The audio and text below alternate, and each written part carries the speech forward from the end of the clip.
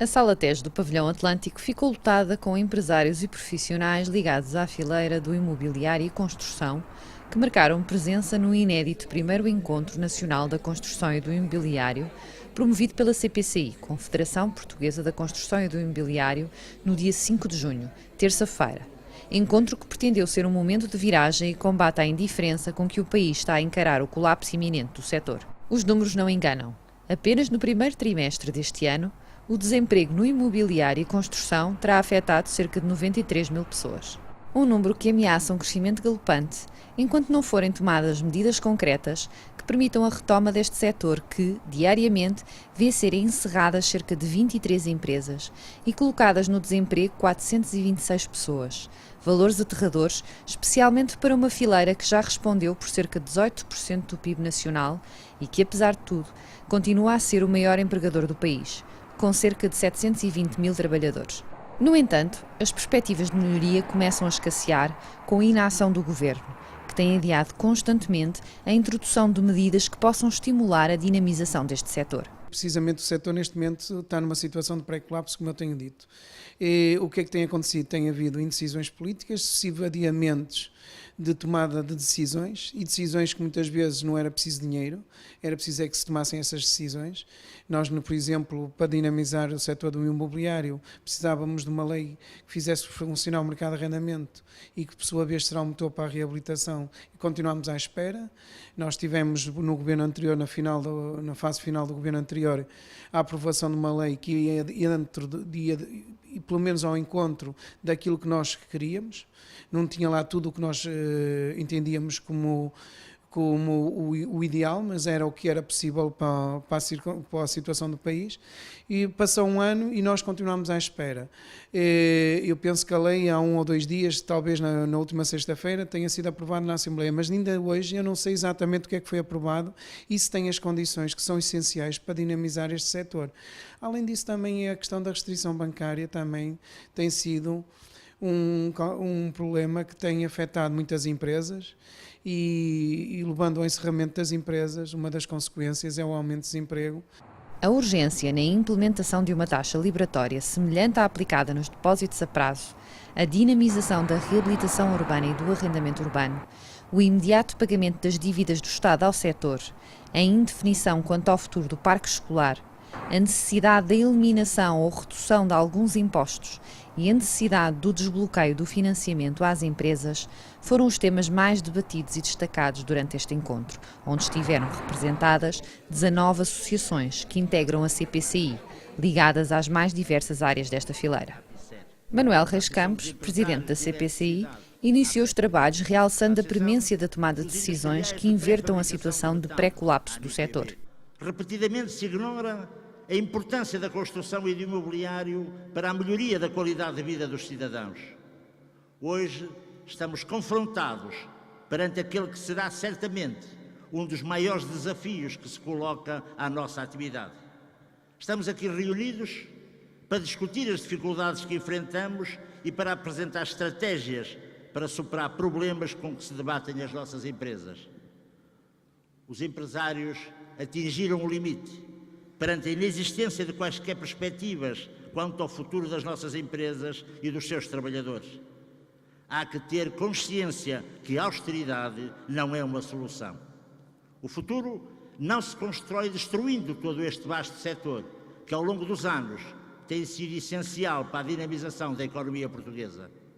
Hoje estão aqui reunidas atividades que representam 18,2% do PIB, ou seja, quase 1/5 do produto nacional. Somos o maior empregador nacional. Asseguramos 720 mil postos de trabalho. Em consequência do déficit do investimento, o nosso país foi um dos que menos cresceu na primeira década do século XXI.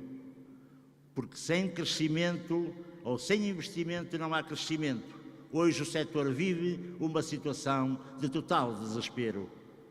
O alerta sobre o momento de emergência foi lançado pelo presidente da CPCI, que afirmou que, se nada for feito, se enfrentará a mais profunda e prolongada crise de que há memória. A produção está em queda contínua e a quebra acumulada supera os 47%. As empresas estão a ser arrastadas para a falência. Todos os dias desaparecem cerca de 23 empresas e são eliminados 426 postos de trabalho. Estes são números do primeiro trimestre deste ano.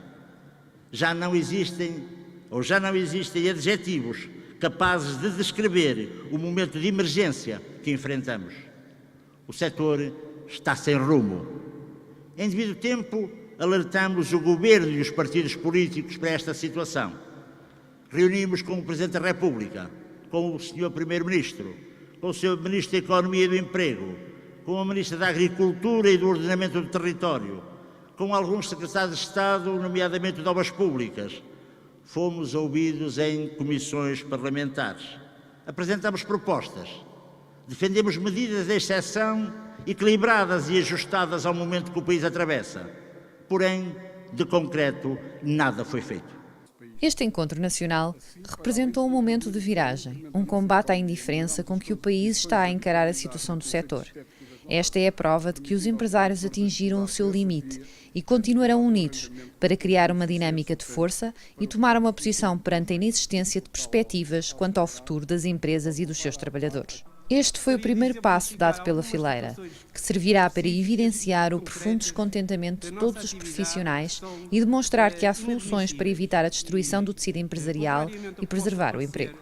Luís Lima, vice-presidente da CPCI e presidente da APMIP, reforçou esta mesma posição, falando sobre a alteração de paradigma da construção e da venda para o arrendamento e reabilitação, destacando a urgência na dinamização destes mercados. Temos de reabilitar e arrendar em vez de construir e vender, por ser esta a solução mais sustentável e também a que fará com que o nosso setor continue a ser um dos pilares da nossa economia e um refúgio para o investimento e para a poupança.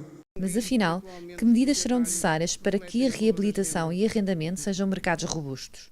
Os mercados da reabilitação e do arrendamento necessitam, assim, de condições que passam necessariamente pela revisão dos regimes legais e pela adequação do respectivo enquadramento fiscal.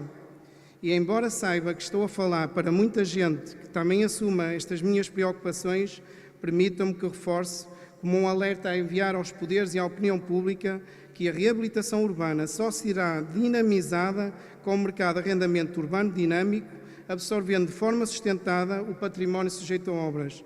Nestes campos estamos muito, mas mesmo muito, afastados da Europa. Continuamos a afastar investidores, quando lhes negamos as condições que damos a outros investimentos e quando não temos a coragem de olhar para o mercado de arrendamento como um verdadeiro mercado. A taxa liberatória assume especial importância, uma taxa reclamada há mais de 3 anos, por ter a capacidade de atrair investimento para o mercado de arrendamento e que nunca, como agora, é requisito fundamental para o seu dinamismo. Sem ela, qualquer esperança no mercado de arrendamento e na reabilitação dos espaços urbanos estará condenada. Também Afonso Caldeira, presidente da Associação Portuguesa dos Comerciantes de Materiais de Construção, partilhou desta opinião. Essas medidas chegaram a estar mais ou menos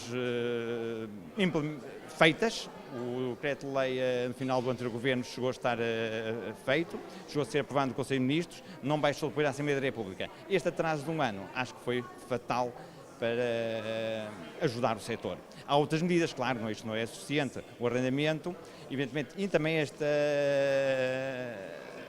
lei, conforme está a ser feita, acho que não vai resolver nada, ou pouco vai resolver, porque a taxa liberatória é fundamental. Sem uma taxa liberatória não vai haver investidores. Fazer uma lei de arrendamento que não vai haver investimento, e sem investimento não vai haver obras, evidentemente.